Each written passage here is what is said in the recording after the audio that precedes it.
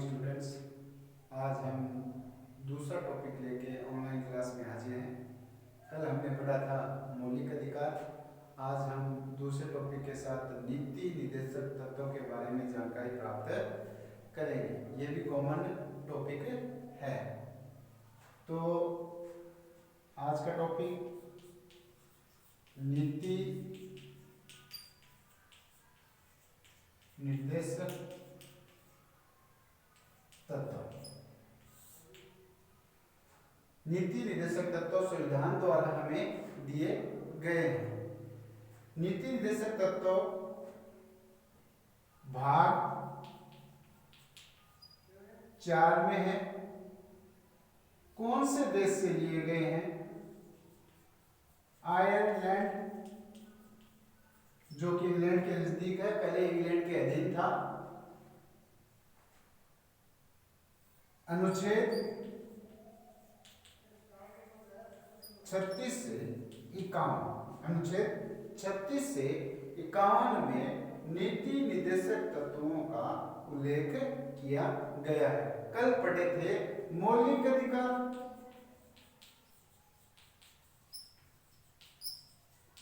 मौलिक अधिकार जो थे 12 से 35 अनुच्छेद में हमारे संविधान द्वारा हमें दिए गए थे।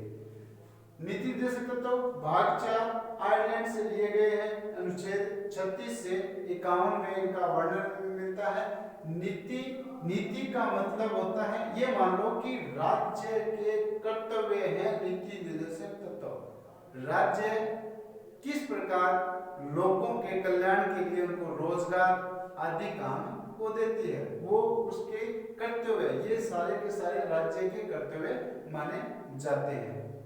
रोजगार देना राज्य का क्या कर्तव्य है? रोजगार देना, सड़क,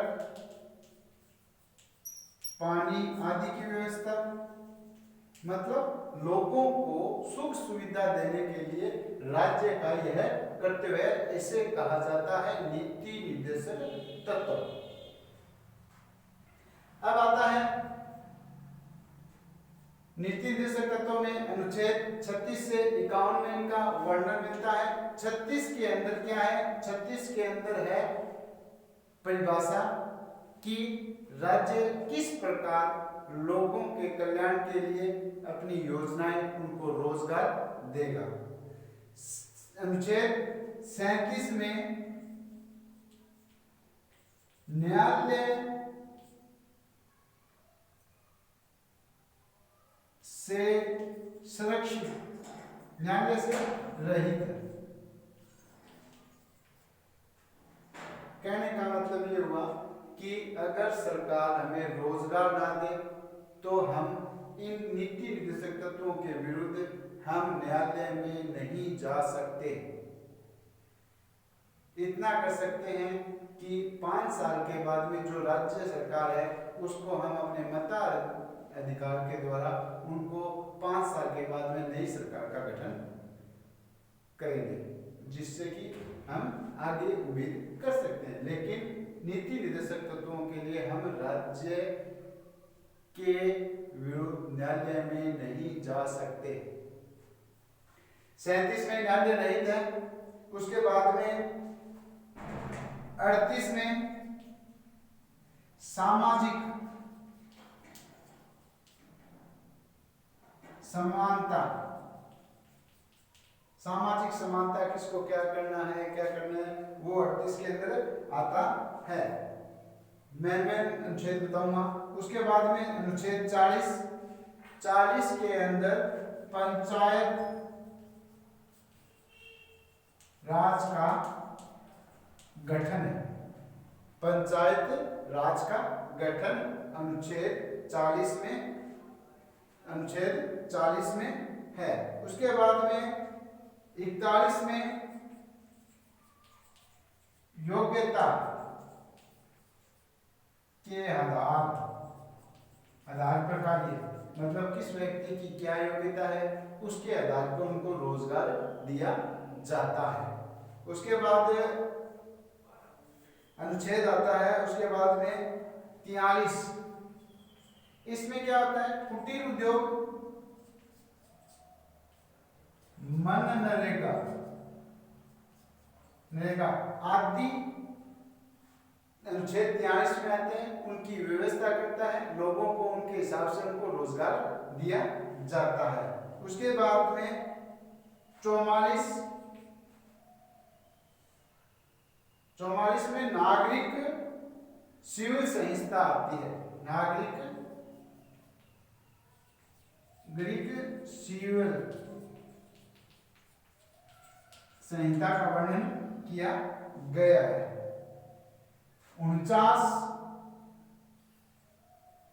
48 और 49, 50 और 51 ये कुछ अनुच्छेद हैं इनके साथ ही जो हमारे याद करने के काम में आएंगे।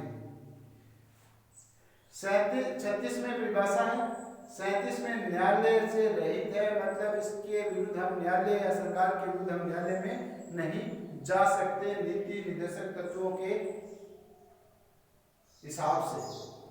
38 में सामाजिक समानता। 40 में पंचायती राज का गठन किया गया है। 41 में योग्यता के आधार पर कार्य दिया जाता है, कौन व्यक्ति कितनी योग्यता रखता है। 43 में कुटीर मनरेगा लोगों को उद्योगों के लिए बनाया गया है। 44 में नागरिक सिविल संहिता का ये अनुच्छेद रखा गया है। और एक 45 और है। 45 में 6 वर्ष से कम बच्चों को शिक्षा, 6 वर्ष के कम बच्चों को शिक्षा अनुच्छेद 45 में राज्य के द्वारा ये करते हुए उनका बनता है अनुच्छेद 45 में। 46 में SC/ST वर्ग के लोगों के लिए। 47 में स्वास्थ्य संबंधी आ गया, स्वास्थ्य संबंधी विभाग आ गया। 46 में SC/ST के लोगों के लिए है, जो उनकी आर्थिक स्थिति कैसी हो वो बता सकते हैं। 47 के अंदर स्वास्थ्य आ गया। और 48 दो है इसमें। 48 में पशुधन और 48 के जो 42वें संविधान संशोधन में लागू किया गया, लागू हुआ, इसके अंदर वन्य जीवों को लिया। 48 में पशुधन, कौन सी नस्ल के कैसे पशु है उनकी देखभाल करना, उनको देश के दुधारू पशुओं का देश के प्रति और राज्य के प्रति उनकी देखभाल करके उनके लिए अनुच्छेद राज्य का कर्तव्य बनता है कि उनकी पूर्ण रूप से देखभाल की जाए। अनुच्छेद 48 में 42वें संविधान संशोधन में 48 क्या जोड़ा गया, जिनको वन्य जीवों की रक्षा के लिए किया गया। 49 के अंदर है स्मारक राष्ट्रीय स्मारकों की रक्षा। जितने भी हमारे राष्ट्रीय स्मारक है उनकी वो क्या करता है, रक्षा करता है। 51 लास्ट अनुच्छेद 51 है। 51 का मतलब बाहर जाना, मतलब लास्ट अनुच्छेद है अपने नीति निर्देशक तत्वों का। इसका है अंतरराष्ट्रीय संबंध। राज्य के अंतरराष्ट्रीय संबंध कैसे हैं, उनकी कैसे सुदृढ़ है, उनकी कैसे उनसे दूसरे राज्यों के साथ, दूसरे देशों के साथ हमारे मधुर संबंध होने चाहिए, तो अनुच्छेद 51 में कहा गया है। और अनुच्छेद 50 में कहा गया है, 50 का मतलब 50 100 और 100 के बीच में 50 आता है, 50 इधर, तो 50 का मतलब पृथक करना, अलग अलग करना। तो न्यायपालिका को कार्यपालिका से पृथक करना। सिविल सेवाओं में न्यायपालिका को कार्यपालिका से क्या रखना, पृथक रखना, ये अनुच्छेद 50 में कहा गया है। नीति निर्देशक तत्व एक और, डॉक्टर अम्बेडकर ने नीति निर्देशक तत्वों को अनोखी व्यवस्था कहा है,